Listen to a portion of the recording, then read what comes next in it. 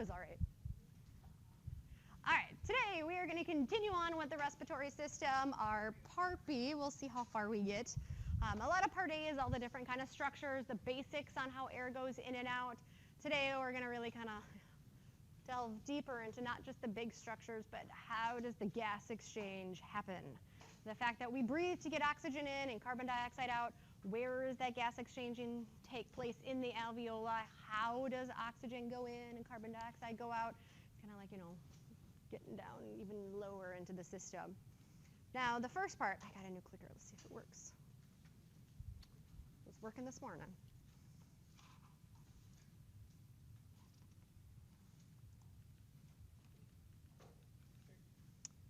Maybe it's the computer.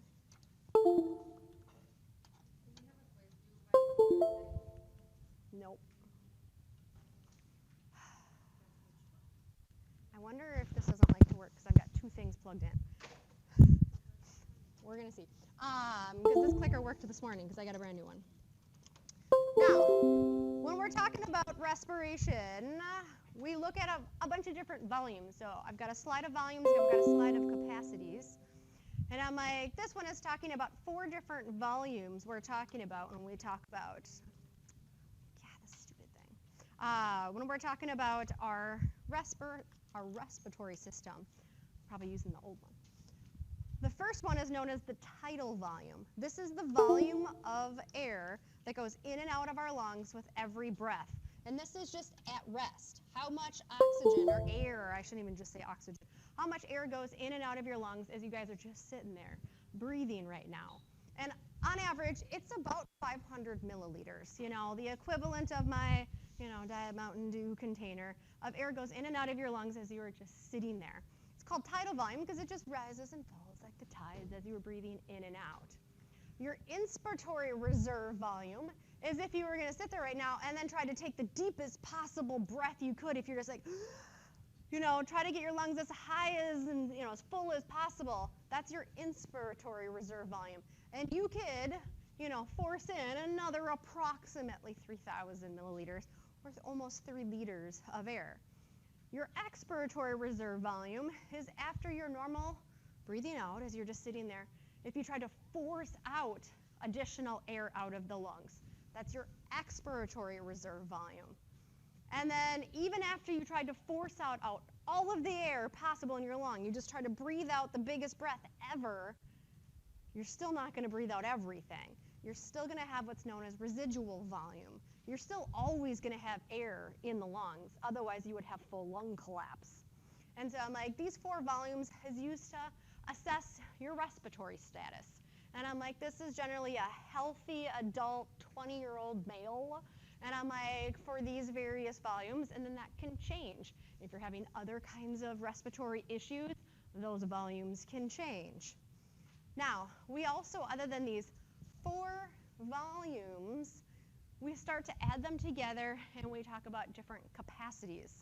So volume, there's 4 volumes, but then when we start doing addition, we now call them capacities. That's my next slide. And I'm like, your inspiratory capacity is the amount of air that goes in with your normal breath plus how much you could breathe in on top of that. So it's adding these 2 together. Your functional residual capacity is after your normal breath that you breathed out, how much air is still in your lungs. All the air that you could try to breathe out, plus all the air that you can't force out, because otherwise your lungs would collapse. Your vital capacity is the volume of air. How much could you breathe in if you took the deepest possible breath ever and then forced out all the air you possibly could out of your lungs? That's your vital capacity. That is the volume of air that you could, if you needed to, breathe in and out of your lungs. But it still is not going to include this because you can't breathe out that residual volume. And then your total lung capacity is a total. If we added them all together, it really is how much air is in your respiratory tract, even with the deepest breath. Now, we use a lot of these volumes, we use a lot of these capacities to really try to assess someone's respiratory system. And I'm like, is anything that can change resistance that changes any type of diameter of airways, that damages alveoli, any of the COPDs, any of that is going to change these volumes. Clicker works. As I said, this is just showing, adding these all together. Now, we still have what's known as some dead space in our lungs. Tossing this old one.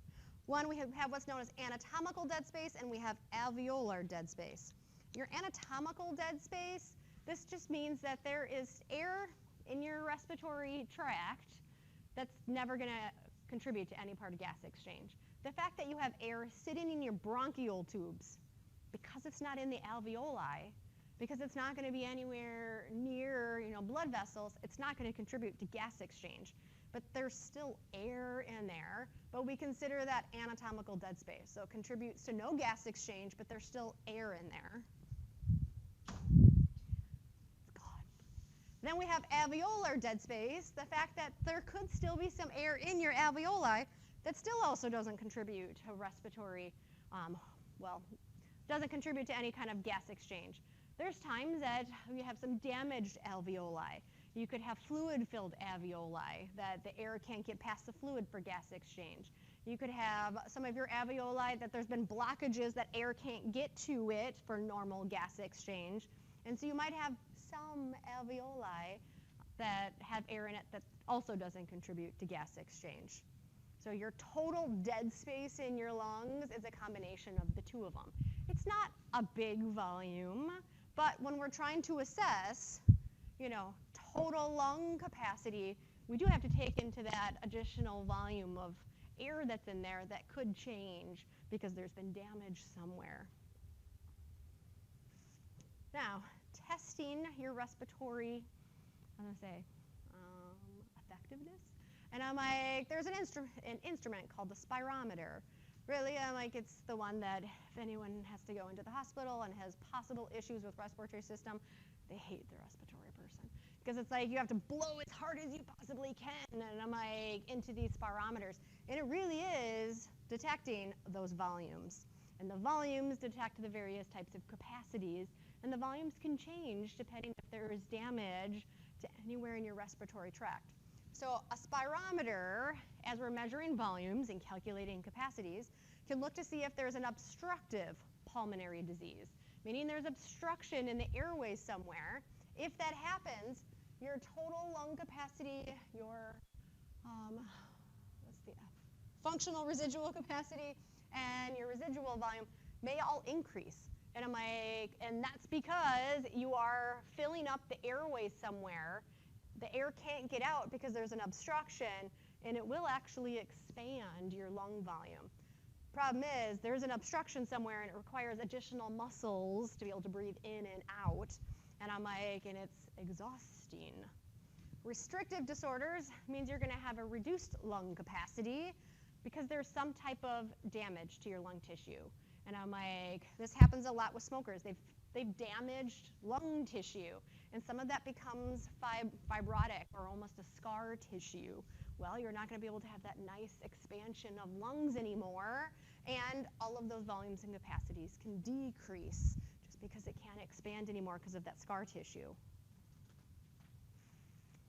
Now, when we are looking at all of these volumes, we aren't just looking at, all right, well, this is how much can go in the lungs, but it's, well, how much is someone breathing in and out of their lungs in a given amount of time? And it's called your minute ventilation, because we're usually detecting at how much air goes in and out per minute. Now, at rest, you guys just sitting there, you're breathing in and out about 6 liters of air every single minute. So about 6 liters is going in and out of your lungs right now every minute. At exercise, that's going to increase a whole bunch. You're going to have deeper breaths, and you're going to be breathing more often, and that can go up to easily 200 liters of air per minute. Now, your minute ventilation, how much air goes in and out of the lungs per minute, is a rough estimate on how effective your respiratory system is. However, a little bit more better estimate on your respiratory efficiency is what's known as your alveolar ventilation rate. It's pretty much taking your minute ventilation rate, but you're also taking the dead space into account. And I'm like, that if you had damage anywhere, that your alveolar weren't expanding, weren't contributing to gas exchange, you're going to get a little bit better better representation of what your respiratory tract is doing. And so you're just looking at, and I'm like, how much air is going into your lungs every minute? And I'm like, which, in and out. And that's how many breaths you take per minute times your total volume minus any of the dead space. So it's how much air is going in and out that's actually contributing to gas exchange times how many breaths per minute. And I'm like, that's going to say, you're getting enough oxygen for survival, or you're not getting enough oxygen for survival. And I'm like, there are people that are breathing. You're like, you're breathing. Well, why are you dying? Like, you're having respiratory issues, yet you're breathing. Well, people can have air go in and out of the lungs, but if the air is not getting enough oxygen in and out of the lungs to meet the body's needs, you're in respiratory distress. And so we're looking to see, is enough air flowing in and out of the lungs in a given time period to adequately give them enough oxygen and get rid of enough carbon dioxide. Now, your dead space is normally constant. However much dead space that's not contributing to gas exchange doesn't change a lot. And rapid shallow breathing usually decreases your ventilation rate. And I'm like, when you are doing rapid shallow breathing, if you're just quick going in and out with air, most of that air that goes in and out of the respiratory tract doesn't actually get all the way to the alveoli. Rapid shallow breaths, air goes in and out, but you're not having a nice expansion of your lungs for gas exchange. That's why people that are hyperventilating, rapid shallow breaths usually pass out. They don't get enough oxygen for gas exchange at the alveoli. Now, there are some non-respiratory air movements. We do want air to go in and out of our lungs for gas exchange, but there's other things that can cause air to go in and out of your lungs. A lot of it's reflex action. Sometimes it's voluntary. You could make this happen. Coughing, it's forcing air out of your lung. Anytime you sneeze, you can be forcing air out of your lungs and your nose. If you cry, that can change your respiratory breathing. Laughing can change your breathing rates.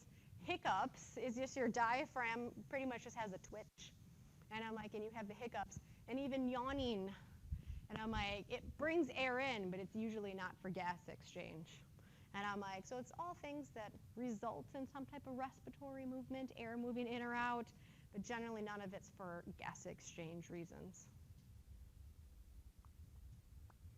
Now, gas exchange between blood, lungs, and in the tissues.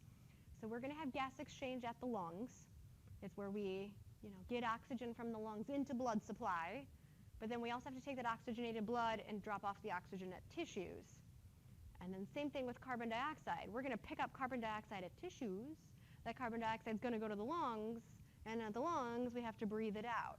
So we have two places where gas exchange is taking place. External respiration is gas exchange taking place in the lungs, in the alveoli. And it's external because that's gas that was from the outside that went in, and then we're going to have gas exchange taking place there. Internal respiration is where you have gas exchange taking place at the tissues. The dropping off oxygen to your tissues, picking up carbon dioxide at the tissues. Both involve various properties of gases and gas exchange, and usually it's going to include various types of gas laws. And it also involves, what is the composition of your alveolar gas? How much oxygen is in the alveolar gas that you breathed in? How much carbon dioxide is in the alveolar gas that you want to get rid of? So we're going to first start talking about some laws. Now, should you know the laws? Yep. And I'm like, because I looked and I'm like, oh, I think there's at least two of the laws. I think we already went over one the other day. 2 laws. One of the laws from today is Dalton's Law of total pressure. So do you remember the pressure of air around you in millimeters of mercury? Yeah, 760. So that's air pressure. But there are different gases in the air. And I'm like, does anyone know what gas is in the air that you're breathing most of right now? Nope. Nitrogen. Nitrogen makes up about, and I'm going to round it, nitrogen makes up about 79% of what you are breathing in right now. Now, that means, it's the total pressure, 760, is exerted by a mixture of gases, which is the sum of all the gases. Now, if we do the math, 79% of 760, I wrote it down. I don't know the math. 500 and something?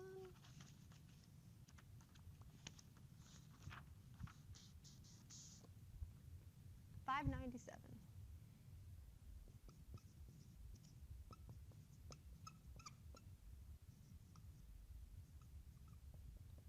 That means of the 760 millimeters of mercury of air pressure around you, almost 600 of it is because of the nitrogen that's in there. Now, oxygen, and I'm rounding stuff, is about 21%. Yes, I know that equals 100, and there's still some other gases. I'm rounding. Oxygen makes up the other major gas that's in the air around you. And if we take that times 760, I wrote it down.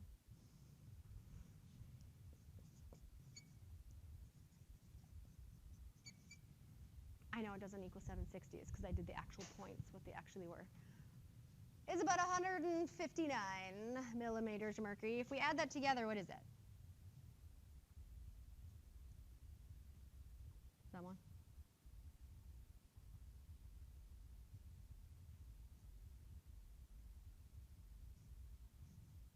How about I do it for you? 756, which means, yes, there's carbon dioxide. There are some other gases that you are breathing in. That's that other residual 4% from rounding. So your Dalton's Law is meaning the air pressure around you is a combination of all the gases that's in the air around you. Each one exhibits their own partial pressure of the 760. Nitrogen is the majority of the 760. Oxygen follows that. Carbon dioxide would follow that even more, closer to the 4% to make 760. And I'm like, but eventually it is the total sum of all the gases around you. Henry's law, another law, is a mixture. It's talking about anytime we have a gas mixture with a liquid. Different gases will dissolve in liquids at different rates and with different ease from each other.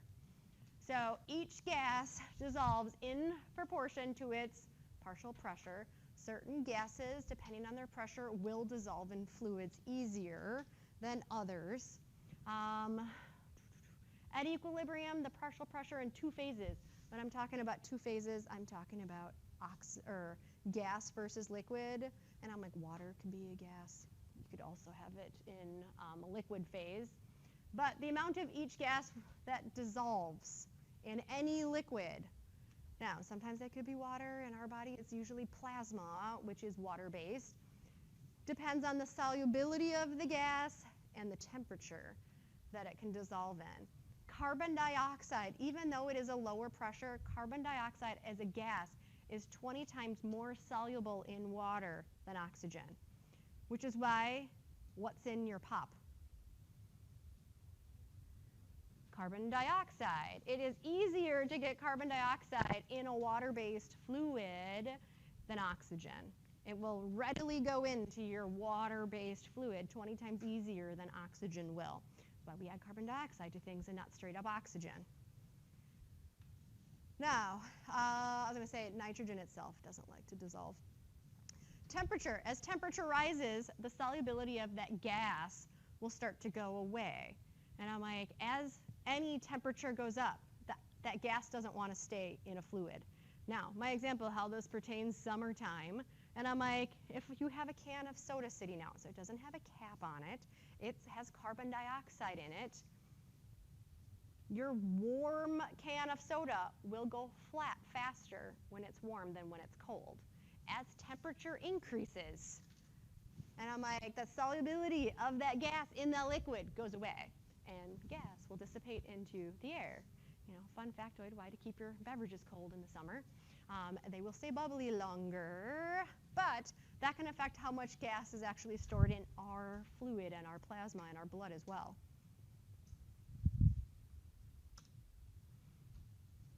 Now, the composition of the gas that's in your alveoli. And so this is why I was rounding. Nitrogen gas makes approximately 78.6, I rounded. Oxygen is 20.9, I rounded. And I'm like, carbon dioxide, little tiny bit of carbon dioxide in the air around us. Even less, there is some water as well in there. But I just wanted to point out, this is how much is in the air around you. That's how much carbon dioxide is in the air around you. This is how much water vapor is in the air around you. Your alveoli have more carbon dioxide in it and more water in them. So there is more carbon dioxide in your alveoli normally, always, than there is carbon dioxide out. Now, if there's more carbon dioxide in your lungs compared to carbon dioxide out, where's carbon dioxide going to want to go? Out. It always wants to go from higher pressure to lower pressure. It allows the carbon dioxide to leave our body. Main reasons why there's more carbon dioxide in our lung tissue, in our alveoli, than out in the environment is our body is producing carbon dioxide, which is getting dropped off in the alveoli. Why there's more water vapor in there is that we have to humidify the air. If you didn't humidify the air in your lung tissue and the air in your lung tissue was this low, your lungs would literally dry up. They would crack, they would break, they would not work very well. So we mix all those gases every time we breathe in and out. I set down my clicker. Now, external respiration. I'm going to draw stuff. There's my clicker. Oh, I don't have black. There's green. The moving or exchanging of oxygen and carbon dioxide relies on three things. The thickness of the layer where gas exchange takes place, the partial pressures of the different gases, and I'm like, your oxygen partial pressure, your carbon dioxide partial pressure, and what we call as ventilation perfusion coupling. It's how much air we breathe in, which we like to match with our blood supply, so that we can get oxygen into your blood supply as efficiently as possible. But these are my next slides. And I'm like, so one thing that influences the exchange of gases at the respiratory membrane, let's see. If here's your alveoli, I only drew a small part of it.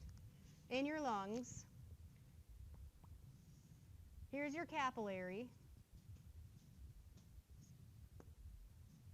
And again, we have to get gas exchange from the air we breathe in into the blood supply to pick up those gases and transport them. That's the thickness and surface of the respiratory membrane. Your respiratory membrane has to be extremely thin. This gap here has to be between 0.5 and 1 micrometer. A micrometer is a millionth the size of a meter. So 1/millionth or even half that thick.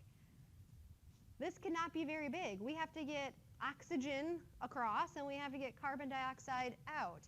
We need to have a very, very thin respiratory membrane. We also have to have a lot of surface area as well. And so we have lots of alveoli and we have lots of capillaries in our respiratory tract. All of these alveoli, all of them are completely covered in capillaries, so that we've got blood supply right next to where there's gas, so that we've got that easy gas exchange taking place. Now, this can thicken. It's usually the alveoli that can thicken. If the lungs become waterlogged or edematous, and I'm like, I hate that word. And I'm like, if you get water, here's my water, sitting in the lungs, these are water droplets, pretend. And I'm like, this is now a thicker respiratory membrane. The gas would have to now go through that water tissue and get into the capillary, getting into the blood supply.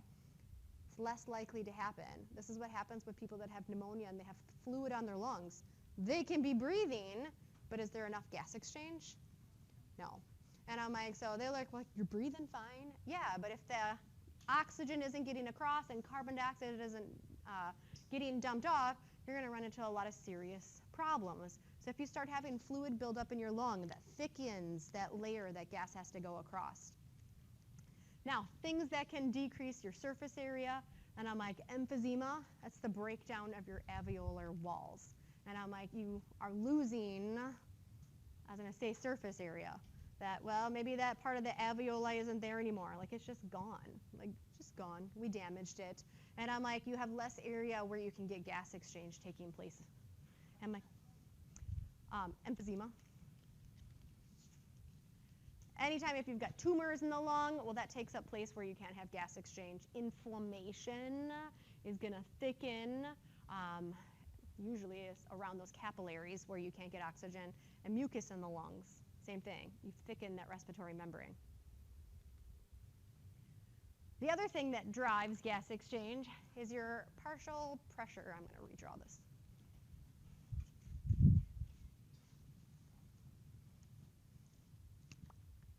Here's my alveoli, plural. There's my capillary. When you breathe in, we'll say your alveoli has a pressure of oxygen of around, well, it can vary, 104, quite a bit, millimeters of mercury. And I'm like, you've got 104 millimeters of mercury of just straight up oxygen in your alveoli. In your blood supply, the venous blood that just got to the lungs and is ready to pick up oxygen, it has a partial pressure of oxygen of around 40 millimeters of mercury. Now, this oxygen has 140 or 104 of pressure, and this has 40. Where does air want to go?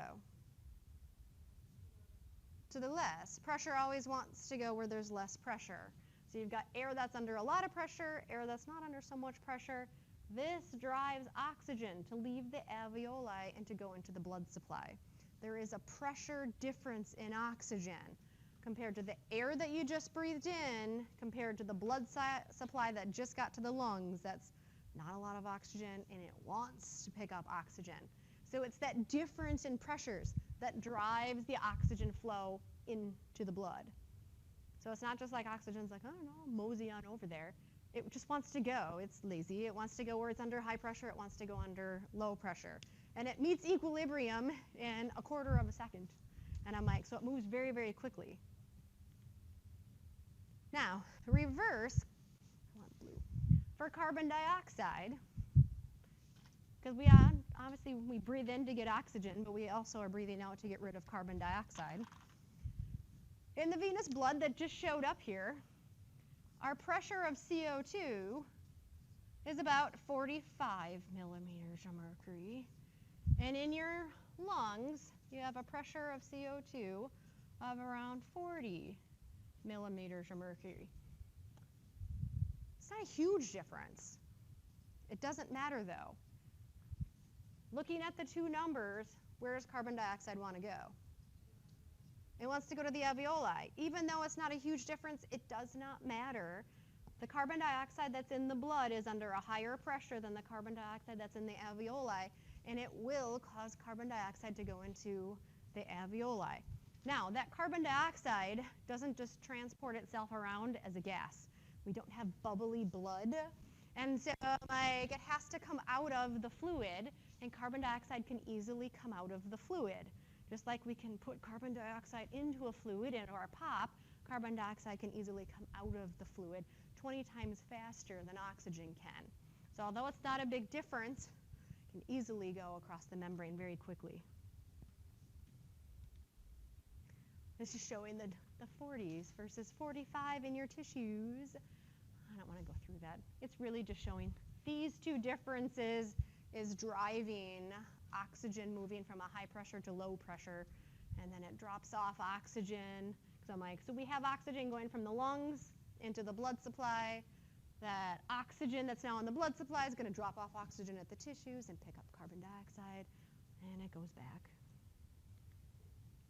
Now, the third thing that can affect ventilation, gas exchange at the lungs, is what's known as ventilation-perfusion coupling.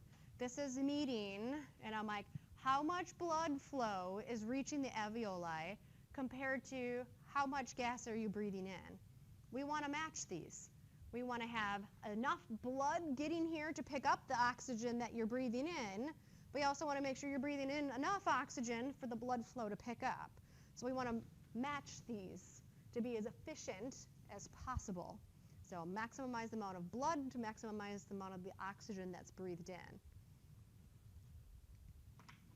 Now, perfusion, things that can change the partial pressure, I was going to say, of the oxygen in your lungs. So the perfusion, again, we're going to change our blood vessels, and it's usually change the blood vessels by your oxygen pressure. So your oxygen pressure will change the diameter of your blood vessels. Now, where your alveolar oxygen is high, we're going to dilate the arteries, or arterioles, I shouldn't say arteries. Arterioles, just means little artery. Arterioles to match it, so that if there's a lot of oxygen right here, let's get as much blood supply to that area as possible. Because some of your lung tissue is going to have more oxygen than other parts of your lung tissue. Part of that's due to damage in different regions of your tissue, just breathing in normal pollution every day. And so we are going to, if there's a lot of oxygen in your lung tissue, we're going to open up, dilate those blood vessels, and then we're going to get as much blood supply to where there's as much oxygen as possible. If there's not a lot of oxygen in some of your alveoli, we're going to constrict those arterioles. Why send blood to an area where there's not a lot of oxygen? So we can constrict various blood vessels and dilate various blood vessels to match where there's that nice, good oxygen pickup. Now, we can also change how much air gets to various areas. And your carbon dioxide pressures will change the diameter of your bronchioles, meaning how much air is going in. When your alveolar carbon dioxide is high, meaning you have a lot of carbon dioxide in your lungs. And when you have a lot of carbon dioxide in your lungs, where do you want it to go? You want it to go out. You want to breathe it out. You don't want lots of carbon dioxide in the body. And so if you have areas of your lungs that have lots of carbon dioxide, we are going to dilate those bronchioles to try to get that carbon dioxide out as much as we can. If you have areas in your alveoli where the carbon dioxide is low, we can constrict those bronchioles. And I'm like, so that air can flow out other areas that do have a lot of carbon dioxide. It allows us to eliminate carbon dioxide more rapidly and more efficiently. So we can constantly be changing our blood vessel diameter, and we can constantly be changing our bronchiole diameters to match, so that we're going to get as much oxygen gas exchange happening and get rid of carbon dioxide as efficiently as we can. So I'm like, I don't like, it's a ventilation perfusion. It really means you're breathing to matching your blood supply. Now, your internal respiration. So this happens in your lung tissue. Kind of the reverse of this happens in your tissues. Because in your lungs, you're picking up oxygen and getting rid of carbon dioxide. In your tissues, you're dropping off oxygen instead of picking it up, and you're picking up carbon dioxide instead. And so internal is all the gas exchange at your tissues themselves.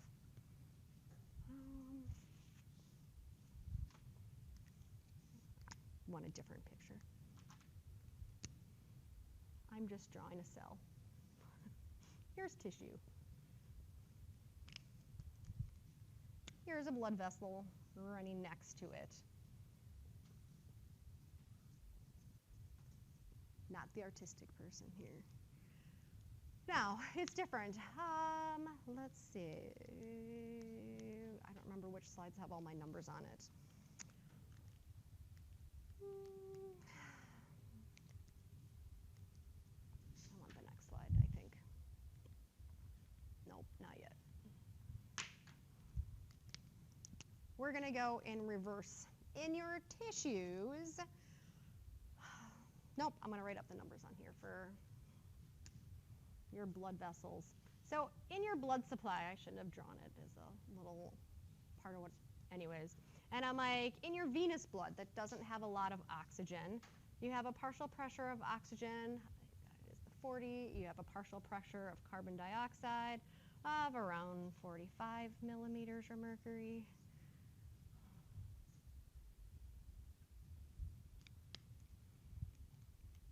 In your blood supply. Now, this does mean, so this is some of your venous blood. You don't have a lot of oxygen. And part of that is because your tissues have already picked up oxygen. You've done this in reverse at your tissues. So your venous blood is now going to have low oxygen and lots of carbon dioxide. But before it did this, so if we're going to say, I don't know, blood is going this way, dropping off, you would have started with a higher partial pressure of oxygen. I don't know, well, I know one of my slides gives all the numbers for these. I don't care all that much about the numbers. I don't know. Partial pressure of oxygen, we'll say the 100. And I'm like, so the blood that is getting to your tissues has lots of oxygen, and it's going to drop it off into your tissues that need the oxygen. And in vice versa, your tissues have more carbon dioxide, partial pressure of 45, compared to your nice oxygenated blood, which has about 40.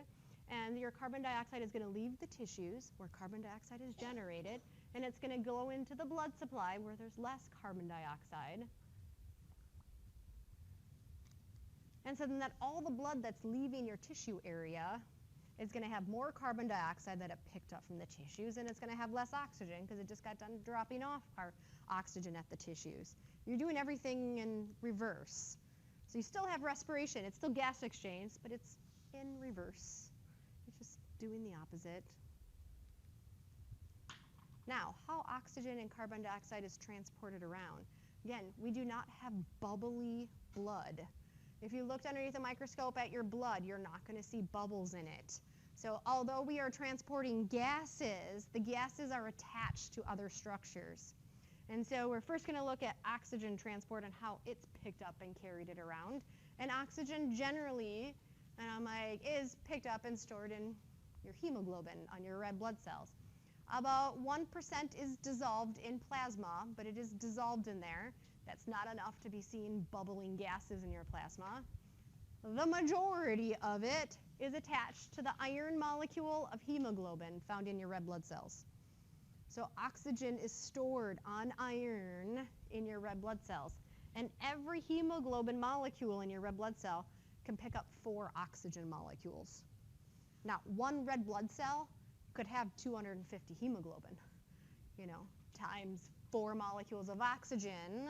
And so one red blood cell could pick up 1 million molecules of oxygen. They're very efficient. Now, if the hemoglobin is full, it has all four hemoglobins, all 4 irons is holding an oxygen. We call it oxyhemoglobin. It's a nice, full, saturated hemoglobin. If it has lost some of its oxygen, it has dropped it off, we call it reduced hemoglobin or deoxyhemoglobin. D meaning removing, oxy meaning removed oxygen, but it's still hemoglobin. Because all the time you are picking up oxygen, which is attaching to the hemoglobin molecule, but then you're always dropping off oxygen at tissues, and so then you have a hemoglobin that's lost some of its oxygen.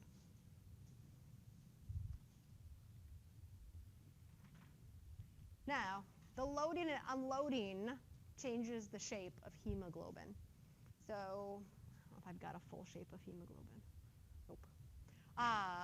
But as oxygen binds to hemoglobin, hemoglobin changes shape so that more oxygen is more readily able to bind, which makes it so that when you are breathing in oxygen and oxygen is starting to attach to hemoglobin, it's more likely that more oxygen will attach to hemoglobin. And vice versa, when you are dropping off oxygen at tissues, hemoglobin changes shape so that it tries to release oxygen. So when you're dropping off oxygen, it's more likely you're able to drop off more oxygen. And so as oxygen is released, your hemoglobin affinity, or the fact it wants to attach to oxygen, decreases. It's more efficiently able to pick up oxygen very quickly and drop off oxygen to where it's needed. It just changes shape a little bit. It's kind of like one of those positive feedbacks. As you pick up oxygen, it's more likely to pick up oxygen, or vice versa. As it drops off oxygen, it's more likely to drop off oxygen. I already said, if it has all 4, it's a fully saturated. If it's only partially saturated, when it cares less than 4.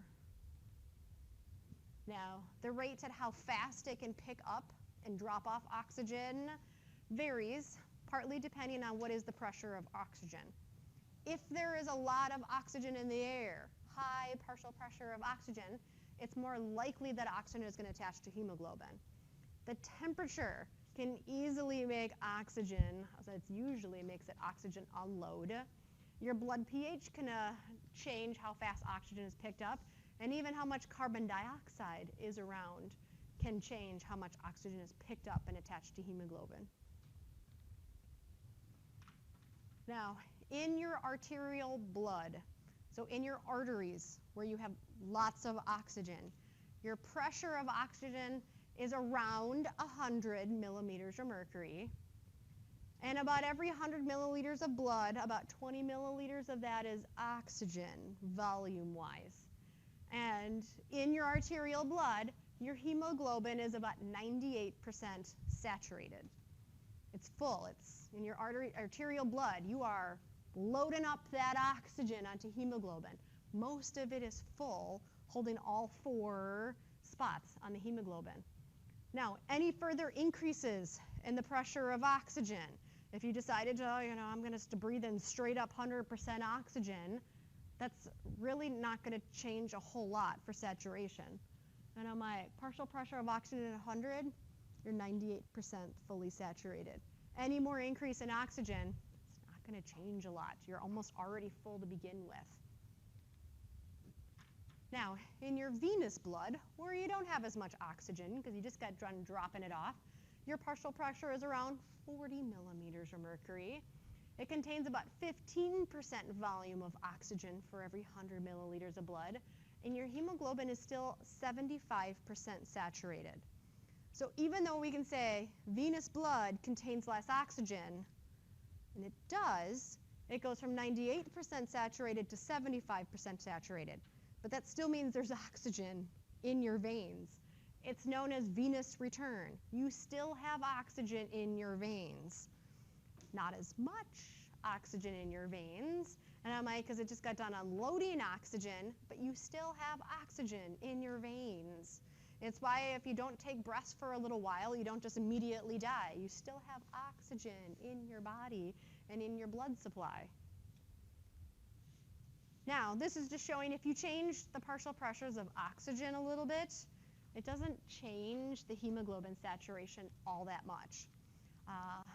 If the percentage of oxidation, if your percentage of oxidation or percentage of, how do I say it? I'm like, if your pressure of oxygen is 100, and I'm like, your hemoglobin is about 98% full. If you change the pressure of oxygen to say 80, your hemoglobin is about 95% saturated. And I'm like, pressures of oxygen don't always change how saturated hemoglobin can get. Your hemoglobin is likely to pick up oxygen and hold it until it absolutely has to drop it off. Changing that pressure and oxygen in your air doesn't change the affinity of oxygen to attach to hemoglobin. So even when you change how much oxygen in the air, your hemoglobin saturation doesn't change that much. 98%, 95%, not a big difference. Now, increases in temperature, increases in acidity, that's your hydrogen ions, and changes of your pressures of carbon dioxide can change the structure of hemoglobin. And anytime you change the structure of hemoglobin, it's going to drop off oxygen. It's like you're changing its shape, it can't do its job, and it will drop off oxygen, which is fine. It enhances your oxygen drop-off. So if you increase how much carbon dioxide there is somewhere, it's probably because it's making carbon dioxide and using oxygen. It's more likely we'll be able to dump off oxygen to cells that are generating carbon dioxide. Anytime we decrease any of these factors, it decreases oxygen unloading. So if you decrease temperature, get colder, if you make something more alkaline, or if there's less carbon dioxide, we're just not going to drop off as much oxygen. I want to get to the carbon dioxide part.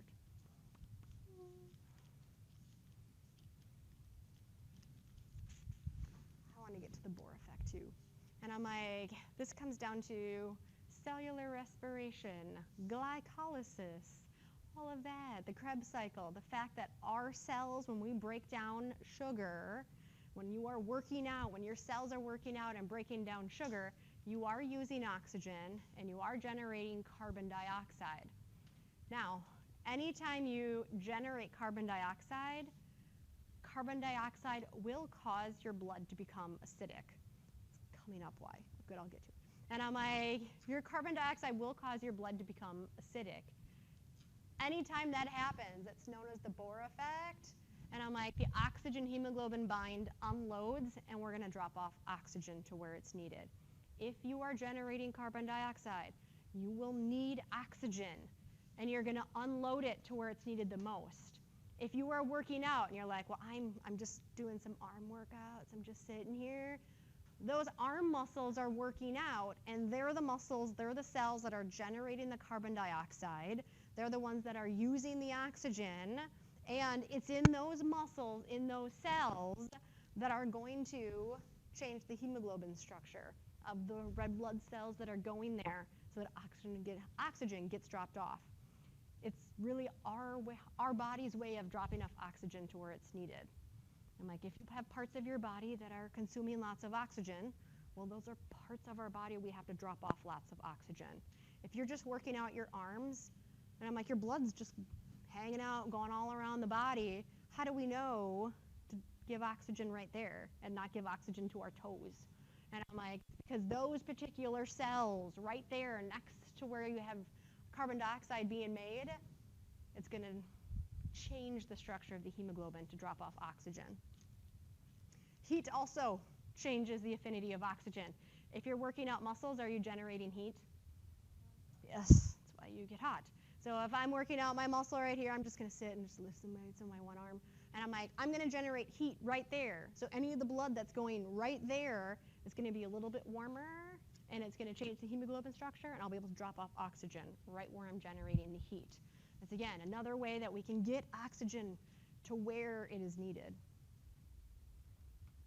Now, carbon dioxide transport. So oxygen is transported in two places.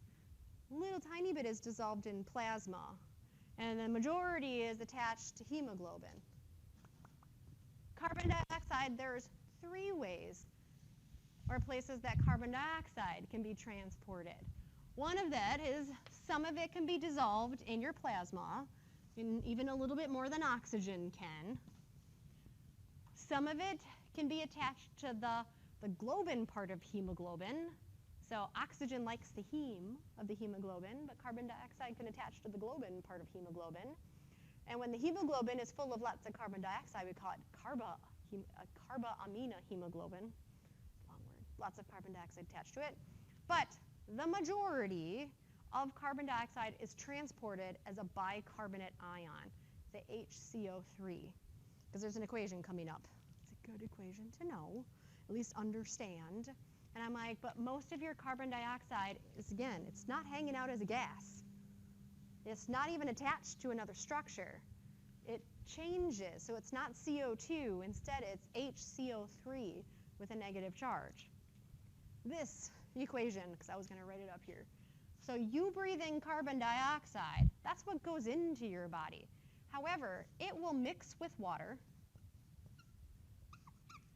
It's going to turn into what's known as carbonic acid.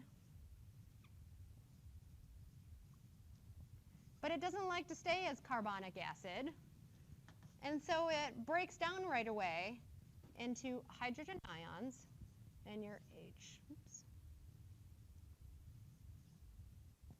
bicarbonate ion. Bicarbonate. Should have wrote over farther. Sorry.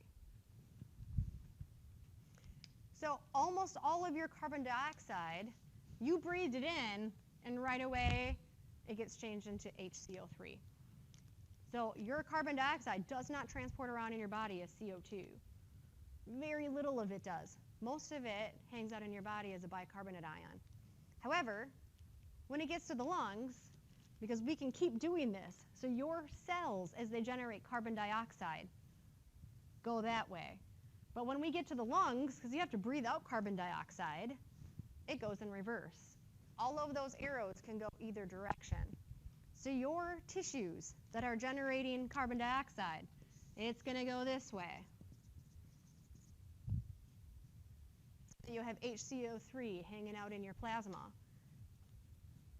Now, that bicarbonate ion, when it transports around in your blood, in the plasma portion, when it gets close to the lungs, that bicarbonate ion is going to go in reverse and turn into CO2, which you breathe out.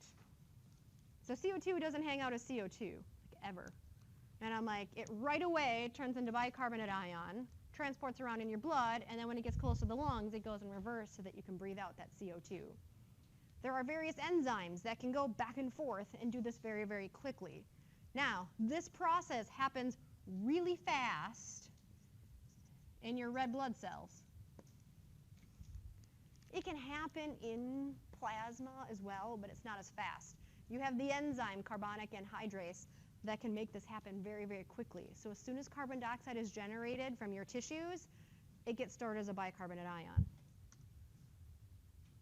And so in your systemic capillaries, these are the blood vessels out at your tissues. All of that HCO3 goes, I was going to say, from red blood cells, and then it just gets transported in your blood supply. So in your tissues, you're making the HCO3. In your pulmonary capillaries, the blood vessels next to your lungs, it's going to go all in reverse. The HCO3 is going to go into a red blood cell, because this happens really fast in red blood cells. It's going to go the H2CO3, it's going to split, and then you make carbon dioxide, which goes into your alveoli, and you breathe out. Now, my note, because I'm like, I know we've got 5 minutes left, but I want to hand out the take-home exam still. This process, I've got this taped because I wasn't sure where I was going to get, so I think I started a couple slides prior. And I'm like, this process, if you have to take advanced, it's a really important process you're going to hear over and over and over again. It's mainly because we store our carbon dioxide as a bicarbonate ion, and because through this process we make hydrogen ions, and hydrogen ions change pH. Again, pH, there's the H, hydrogen ion. And I'm like, the fact that we can go back and forth, this actually allows us to control our blood pH. Your respiratory tract is the #1 system that controls your blood pH. #1 system that controls your blood pH. Generally, if people have acidic blood or even alkaline blood, it's all because of the respiratory tract. Because if you breathe in, if you have a lot of carbon dioxide, you breathe in lots of carbon dioxide or something, you can't get rid of the carbon dioxide because you have obstructive issues. You just can't get rid of all the carbon dioxide. The more carbon dioxide you have, the more hydrogen ions, the more acidic your blood will become. And in reverse, if you can breathe out too much carbon dioxide, you have low levels of carbon dioxide, you're going to have low levels of hydrogen ions, which causes your blood to become alkaline or less acidic. Now, if your blood would become acidic for any particular reason, and I'm like, something else was happening in your body that your blood became acidic, we can make this process go either direction to try to neutralize acidity. I'm going to erase this. So if for some reason you had very acidic blood, which means you had lots of hydrogen ions, you had really acidic blood for some reason, well, our respiratory tract can take those extra hydrogen ions, bind them to bicarbonate ions, and breathe out extra CO2. Breathing out extra CO2 will actually decrease the hydrogen ion content and neutralize your blood pH. And I'm like, so your blood pH can go either way. If we are lacking hydrogen ions, you need more of these. That pH change will trigger the carbon dioxide, and I'm like, for you to get more carbon dioxide in your body, whether it's not breathing out as much, and I'm like, so that we have additional hydrogen ions. And I'm like, because of that hydrogen ion and because of this equation, our blood pH doesn't change very much. It has that really narrow range. Because if it starts to change, we just change our breathing. And I'm like, and we can maintain our blood pH because of that equation. Now, that's a lot of stuff. Any questions on it? when you don't have enough oxygen in your blood. It could be because you do go into an area where there's not enough oxygen.